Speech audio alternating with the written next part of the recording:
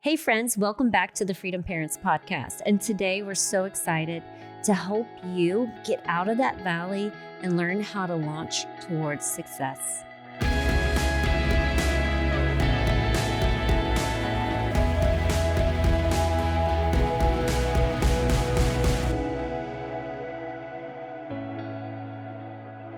All right, welcome back, friends, to the Freedom Parent Podcast. We're so excited today to unpack another great little topic, and that is all around the valleys. The valley. How much time you spend there. Yeah. You know, we've come to learn that the time that you spend in the valleys determines the velocity of your success. And what are the valleys? Okay. Insert challenges.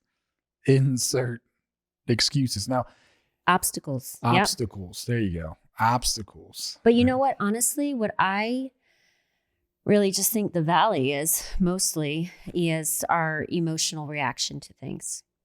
It's the way that we react to life, you know? It's when we're like, oh, I've had a bad day, or this bad thing happened, or it's our emotional response and how long we allow ourselves to stay To be taken in that place. You know, and to paralyzed. feel sadness and anger. And, you know, those aren't necessarily like the bad feelings. They're just feelings. It's just we start to associate with them being bad when we stay there too long. And then comes the rotting away of our life, right? You know? So for me, the valleys isn't really necessarily just the unpleasant moments of life. It's the emotions that I felt in those unpleasant times and how long I let myself stay there. Right. And depending on the person and depending on the size of the challenge or the obstacle, it can take you out. Mm-hmm. Take some people out for life. Yep. Right. It postpones so many things for us. Mm-hmm. I remember, so there's two stark differences in my life and that you got to witness. And so fun fact, we have been together since I was 17, almost 18, right? Mm-hmm. And so you've witnessed a huge part of my life, you know.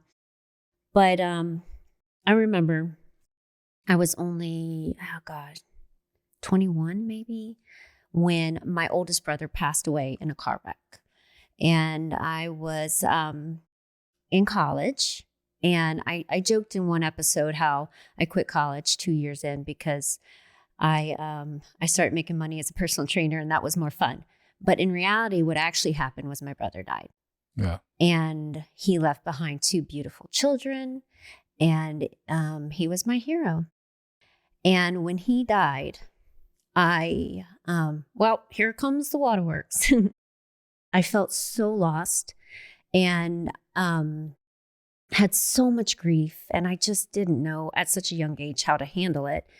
And just when my life just seemed to be going, I had gotten accepted into Tulane, and I was working towards kinesiology, and we were engaged and soon to be married, and life felt so amazing.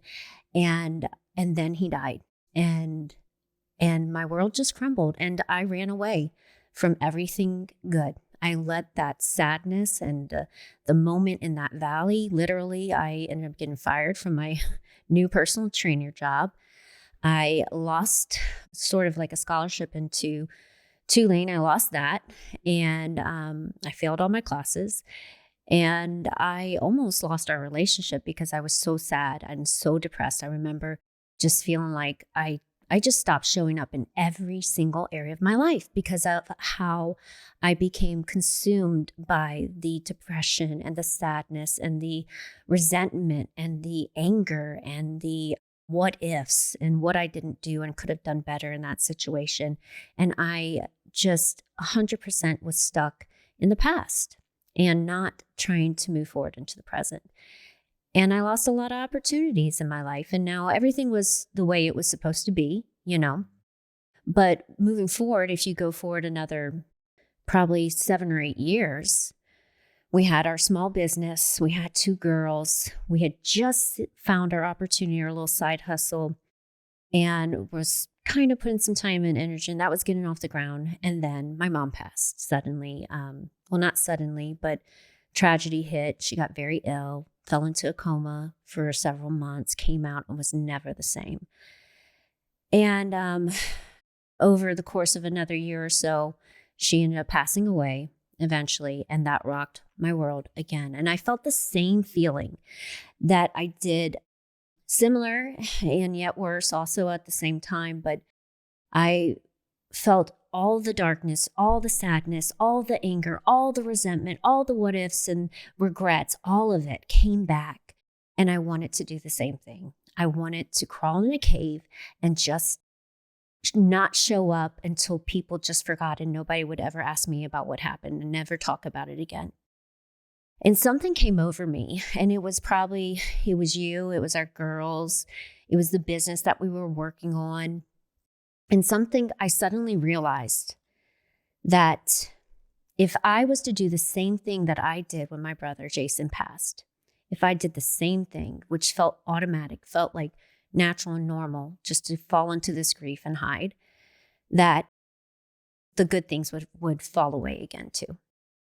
And I just couldn't stomach it. And as bad as all that hurt in that valley, I refused to allow myself to lose that momentum and that time in life that was so critical. And though I was sad, I decided to keep showing up. I decided to not worry about if I went to work and cried. I decided to not worry about fighting the urge to stay in bed versus getting up and taking care of our daughters, or working on our business, or making that what felt to me an awkward phone call to a client or a coach when they would say, well, don't call me, you should be grieving or whatever. And my response back to them was, but you're the one thing that feels good in my day right now. Mm-hmm. And I just decided to make that pivot there. So the valley part is crazy, and there's so many different things, and that's a very painful but real, also very real and extreme example of, how we can be confronted with just some very real stuff in life, right? That doesn't feel good, and yet also very intentionally decide to create momentum and growth in a time of what seems like sadness and loss and despair. Well, that, like you said, that's traumatic. That's big, right? But being in the valley could be little things. It's like, where are you at? Like, assess where you're at today. Like, for us in the past, before we were aware of this, was the valley, I'm embarrassed to say this, could be having a flat tire. Walking out to the driveway, having a flat tire. And that would mentally take me out for the day. Pissed off, aggravated because I didn't have the money to fix the tire, the inconvenience of it. Like, a whole day was turned to crap, or maybe even the week, depending on where we were financially. That would be the valley. So literally, so many things in your life were being impacted in a negative way because of a flat tire. Yep. The valley could be, I remember when we moved in, so we had moved to Arizona, be 4 years next month. And I remember we were renting this beautiful home. Beautiful, big, gorgeous home. Biggest house, nicest house we've ever lived in. And we were paying, so I say all that to be said, is we're paying good money for it. So expectations were high. I remember moving into that house and we had cold water. We couldn't take a shower. We had cold water for 5 weeks. Something like that. 5 weeks. It was like Little House on the Prairie days. Yeah, we were paying premium dollar. And they were trying to fix it. So it wasn't like the landlord, but it was just a laborious process of getting it done. And I remember literally boiling water to take baths for weeks. And I tell you what, if that would have happened years prior, we wouldn't have got any work done. Nope. We would have been walking around depressed, pissed off, angry. Everyone who come in our path would have felt the wrath. Been demolished. Would have been demolished, right? Yeah, they'd have been taken out. But because we were aware of that, and because we had been working on that this whole personal development thing that we keep coming back to this podcast to speak about, it helped us to where literally I think we were upset for maybe it was probably an hour or two, if I'm going to be right, because I had to take care of some things and get people on the phone and get it worked out, but I knew it was in the process. And at the end of the day, it was what it was. And we had to deal with it, you know, and I think we had one of our biggest growth years in our business. Yes. Right. If I'm not mistaken. But how many people or ourselves, if we would have been, lollygagging or just all woe-is me in that valley, we could have stayed there for a month, 2 months, 6 months. Oh, well, why that happened to me? Why is this how that happened to us? It's not fair, and then all of a sudden that's your mentality for everything that you're doing. But no. So hence the title of this will be most likely, the velocity of your success is determined on how long you spend in the valley, or how little time you spend in the valley, rather. That's what it's about. Yeah, definitely. And how you shift. One thing that we didn't realize, and I've learned this a lot from Caroline Leaf, is an amazing author. People need to look her up. She's so powerful, and many other people will speak to this also.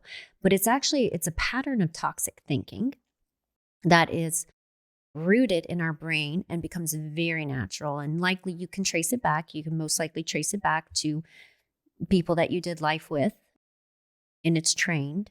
But you can also, good news, untrain it. So remember the situation with, for instance, moving into the rental here when we first moved to Arizona, when I was taking that cold bath a couple nights or shower or whatever it was. This is a health benefit. First, yes. One, it was at the time where everybody was like, ooh, these cold tanks. The cold dips, cold dips, yeah. But after I would walk out, and that, as Arizona is all about outdoor living, it's beautiful. So sunset, big sunrise, windows and all the things, you can't help but notice the mountains, the sunsets, and I would look outside and I would always say, I'll take a cold bath if it has me here looking at this view. Yeah, and weather. So gratitude, shifting to an actual practice of gratitude, when you pivot your brain. So another great author, Mel Robbins, talks about when you feel anxious, shifting that to saying, I'm excited. Well, in the same way, gratitude, when you're feeling defeated, when you're feeling beaten down, when you're feeling sad, angry, whatever those we'll just say other, because they're not bad. What makes it bad is when we stay there and we allow, again, the rot in our life to happen. But when we feel those emotions, we make the very conscious pivot to say, but I'm grateful for my husband. I'm grateful for my kids. I'm grateful to live where I've got 360 views of the mountains. Yeah. I'm grateful for this experience. There's always, there's the good. You have to condition yourself to look for it and acknowledge it. I mean, that can go into anything. Well, you stop taking it so personal. It's not, it's always, right. Is this it's not happening an attack to me? on you. Why is it the hot water heater had it out for me? No, the hot water heater ain't had it out for shit. It was old and it was time to go, right? But, that's... I have no luck. Yeah. Oh my gosh, luck. no. And we're talking about ourselves here. This was the oh, totally unmature selves, but it was holding us back from so much and you got to ask yourselves, again, that word awareness comes up, because some of you and some of us, because we did, would spend so much time in that woe-is me, and it's costing. What is it costing you? A month, 6 months, some of you a decade of wallowing in the woe-is me in the valley because it happened to me. No, maybe it happened for you, right? We're built through the struggles. I'm telling you right now, you can't have good without bad, right? We want to throw labels on it. So you embrace that, right? The struggle. And then you begin to become less reactive to those things. And then you're in control. It's just a powerful place to be, right? When you have that control. Yeah. We talk a lot about habits. We talk a lot about daily activity tasks. But before all that, you have to really address this mindset. Yeah. You have to get so super clear on your stinking thinking. And it's another one of those, as we mentioned in our first episode, it's one of those look in the mirror moments. Yeah. And it's definitely an acquired taste. to be able to look at yourself very transparently and to acknowledge the negative thought patterns, habit patterns, all the things. Yeah. But with that, you are given the power to, I say powerfully pivot, powerfully pivot. Within that, you're given in that moment, in that that moment. Like other things are going to take, we talk about the habits, that's the consistency over time, right? Building your business, consistency over time. But the moment that you acknowledge your thinking, the moment you acknowledge your feelings, and I'm not talking about repression, I'm talking about, like you said, awareness and acknowledgement of it. And then you make the choice to pivot your focus somewhere else, choosing a positive, shifting to gratitude, or it could even be getting into action, right? Productive, marry the process, divorce the results we talk about, right? Mm-hmm. Either way, it's choosing to pivot towards something life-giving, not life-taking. Yeah. And I like what you said, it's the shift. It's that shift in the gratitude, how you did at the house, and that's powerful. But yeah, it's hard to imagine. I don't think we take for granted, or we don't realize the time that we're wasting camping out there. Mm-hmm. Definitely. And what relationships it's costing us too. Oh yeah. Because of the way we reacted. Relationships. Opportunities. Like you had something traumatic happen, but when you ostracized yourself, the relationships it was costing you, it was, all of that. And then there's a time to mourn, and there's a process of that, and it'll be different for everyone. So that's why I don't even like using that as an example. I like to use the more mundane things, but and I love that. Honestly, I love that about us. You give kind of like the everyday, and I'm going to give you the what's going to really sucker punch you. In the mouth. I'm going to tell you what's going to catch you totally off guard, sucker punch you, and what most people are going to give up when these things happen. So in contrast, it's, the trauma doesn't stop there, but let me give another example. Yeah. Well, go ahead. So it's not enough that, my brother died in a car wreck. Yeah. My mother died far too young. Then also when we were about to sell the business. Yep, sell our gym. And our side hustle thing was growing and taking good care of us. Then one of my 4 sisters passed away in her sleep, effects of substance abuse. And 6 months after that, another one of my 4 sisters died of alcoholism. I lost 2 sisters in 6 months of each other. We had just had our little boy, so we had 3 kids, and he was literally 3 months old. Well, he was about to be born when Shenandoah, my sister, died first that year. And then when Alicia passed away, he was 3 months old. And I had to deal with the grief that my sister Shenandoah was never going to meet my son. Of course, I didn't know that my sister Alicia was going to pass away. But we were just starting to get free. And I knew from the experience with my mother, and also going back to the experience with my brother, Jason, I saw the difference. I saw the clear difference of how I acted in that valley with Jason and how I acted in the valley with my mom. And one took life and one gave life. Right. Even though literally life was taken from me, my mother was taken from me, Jason was taken from me. The pivot in my mindset and deciding that I was going to scale up anyway. I was going to say that I got knocked down. No one, they didn't get mourned any less. No, it was just a different. I didn't act place. Like it didn't happen. Yeah, I cried just as much. Exactly. Probably more because I faced it. Yeah. We had some pretty ugly presentations in front of people where I just started bawling like crazy after my mom died, but I did it anyway. And in those 6 months, we were going to the top of our company. Also, we were deciding to go all the way in the business. Mm-hmm. I made the pivot because I saw the results of changing my mindset. I decided to continue leaning in that direction. And I also shared our story. I decided not to keep it to myself. It was very painful, but I decided to live out that grief openly and allow people to support me, to be okay with the tears that flowed when people gave me their sincere support and grieved with me. You know, I wasn't alone. So when I had our 3-month-old son in a hospice house, and I was with my sister in her final days, you know, and I saw her 2 children saying goodbye to her. But I also was growing up vibrant business at the same time. It wasn't an and or thing.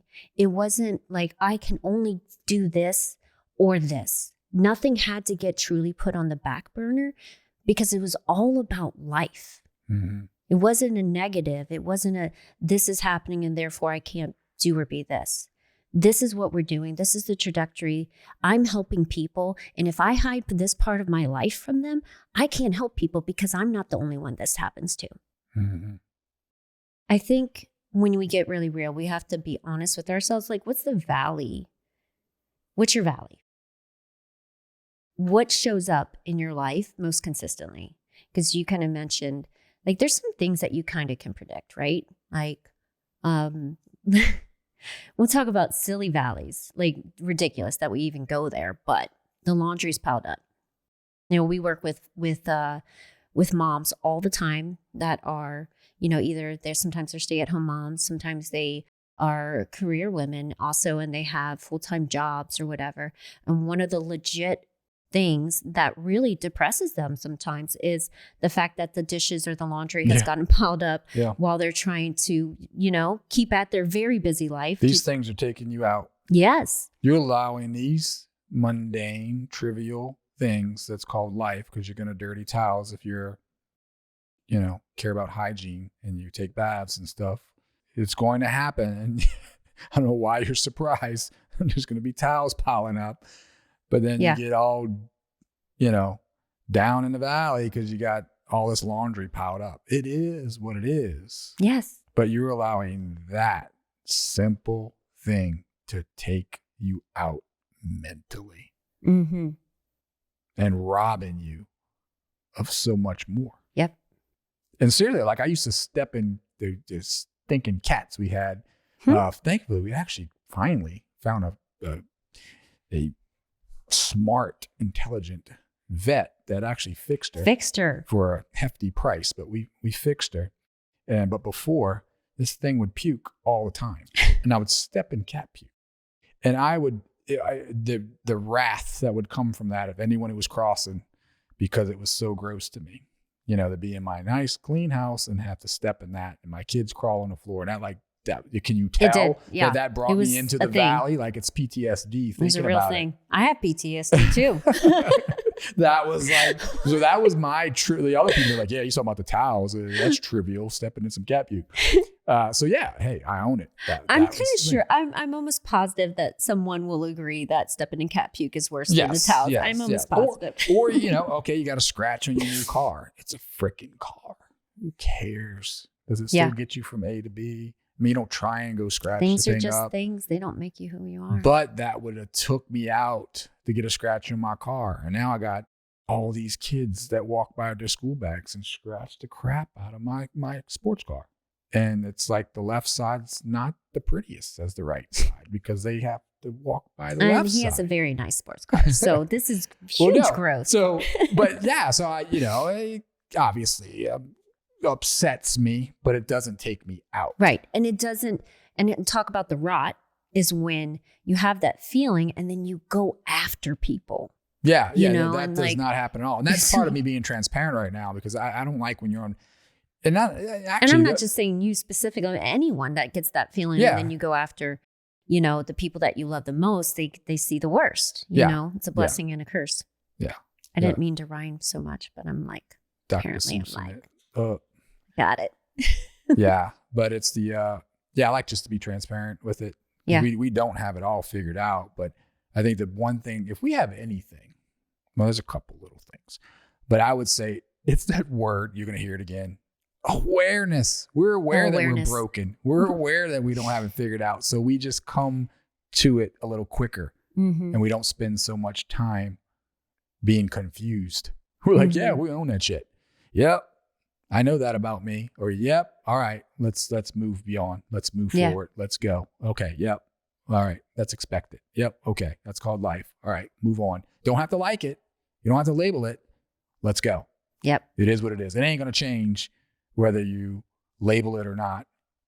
It's not going to, you know what I'm saying? Mm-hmm. Just go. Yeah, no, I'm just thinking, honestly, as people listen to this, or whoever's listening to this right now, this is the mindset part, but the action part, you can go back and you can listen to us talking about marry the process, divorce the results, because this all attaches. You can go back and listen to creating habits that serve you. But when you get here, when you get to the point where you're addressing, you have the awareness of your feelings. That's all. Honestly, that's what the valley is. It's the awareness of the feelings. Yeah. And let them have control over you. Yep. And the choices we make after we feel the feelings. That's 100%. Too many people allow the emotions to do the driving. Mm-hmm. I think, I'm reading Brene Brown's Dare to Lead, and I love Brene, but something I think she could expand on a little bit more. In case you listen, Brene. No. Yeah. She's an incredible expert. Not that I'm giving her any criticism whatsoever, but she does mention the black or white mentality of the victor victim, kind of thing. Yep. And I don't really think that is. I think you're both, honestly, at many stages of your life. I don't think it was ever meant to be black or white. I think definitely there's probably some people that use it like that. But the valley for me, and I'm going to plug and give credit to our friend and coach, Alex, was, that was a moment actually for me. That was a huge moment. Oh my gosh. When we went to that event that changed our life with Bedros, and then ultimately that's where we met our business coach, Alex. It was his presentation. And I don't know if you remember, but he got up on stage and he told a story. Now I'm in tears because he shared how he went through a divorce, mm-hmm. and he shared how he didn't want to, and ultimately what he learned in that process and how he wanted to help people. And then he gave this message that just really resonated. He got up there and shook his little hips and he's like, I got this boom, boom, pow. And he's like, I went from victim to victor. And literally, and I hope there's someone listening to this right now that has the breakthrough that I had. I realized I didn't know. I never knew I had permission to not play the victim. Like in any situation, insane, I just didn't know. I just broke down crying because we went to that event. And for those of you that listen to our story, you would know that we had both said we wanted divorce. And I was like 4 weeks pregnant at that time too. And I realized I was just blaming you for so many things. Like I was always constantly stuck in a valley, always. And I just didn't know that I could choose to look up towards the future, towards the good, towards gratitude. I had no idea. See, but some people are sitting here thinking, yeah, but he or she's wrong. So yeah, I'm going to blame them. But Stephen Covey said one time, he said, don't give your power away to other people's sins. Mm-hmm. Don't give your power away to other people's sins. So yeah, maybe they are wrong. Maybe she or he is doing something to trigger you. But why are they triggering you? Why is that triggering you? And then you are no better by reacting to them than they are by delivering it. What's the response? Yeah. What's the response? So take what's your the power action back. Required of you? And that's what this podcast is about ultimately, is taking the power back. You're going to hit valleys. There's going to be obstacles. There are going to be challenges. There are going to be flat tires. There are going to be transmissions broke. There's going to be bills that show up. There's going to be, heaven forbid, loss of life. There's going to be cat puke. Did I say that already? There's going to be cold water. I don't know. Something's going to break. Something ain't going to go right. It's called life. How long you spend there is going to could rob you of moving forward at a high velocity. Amen. 100. So let me leave you with just some little key points, some notes I took as we were talking. So first, if you're going to start moving out of that valley and launch towards success, creating velocity towards success, you have to know what your valley is. It's awareness again. What is your valley? What are the ones you can predict? And getting real with just life, and that it's going to present you with another valley. Yeah. Don't valley act surprised. could be triggers. What triggers you? Yes. Because that'll take you into the valley. So triggers will take you into the valley. Yes. Yes. 2, if there is a positive way to walk out of that valley, how would you do it? Gratitude. I'm not even telling people like, hey, you're doing it wrong. I want you to ask yourself, Yeah. like, if there was a positive way, a different way, a better way that you could walk out of this valley right now, what would you do? If you could, how would you? Yeah. 3, practice gratitude. Literally, go look up Caroline Leaf and Stephen Furtick on YouTube. This little video will change your life. You can thank me later. Caroline Leaf, Stephen Furtick, Furtik, maybe, I think. But practicing gratitude will literally rewire the way your brain thinks. And number 4, choose to respond versus react. So as you rewire the way your brain thinks, you will become slower to react. You will be more likely to listen, and then able to actually choose a response to the situation that you'd actually feel proud of later. Like, happy and not regretful at how you acted in that situation. In our business, we call it stop, challenge, choose. Mm-hmm. Stop, challenge your thoughts, then choose a response. Or you can go biblical and it's slow to speak, slow to anger. Or do it all. Which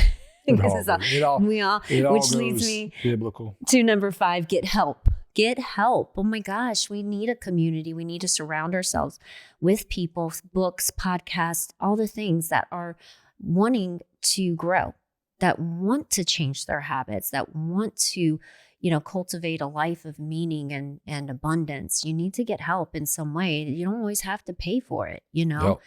Although sometimes you will too. Okay. But Get help in many different ways. And then 6, choose that you can both be victim and victor. Like, choose the mentality that, like, yeah, sometimes really shitty stuff happens to us, like super shitty stuff. Yep.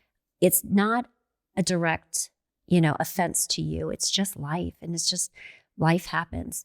If you find yourself in a situation with a person that is like, it's toxic and dysfunctional, then ultimately you're the one that makes the choice to leave, or if you find yourself constantly battling in finances, and ultimately it's your choice to find a way that you can make more money.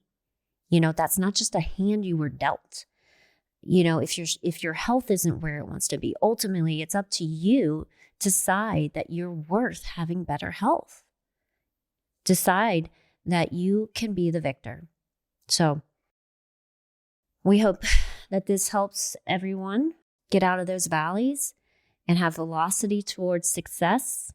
Share this with anyone that you feel like needs it. Of course, also find us on Instagram, YouTube, and you can also download our free resources on the Free Freedom Parents too. We have lots of things to help you out here. So, peace.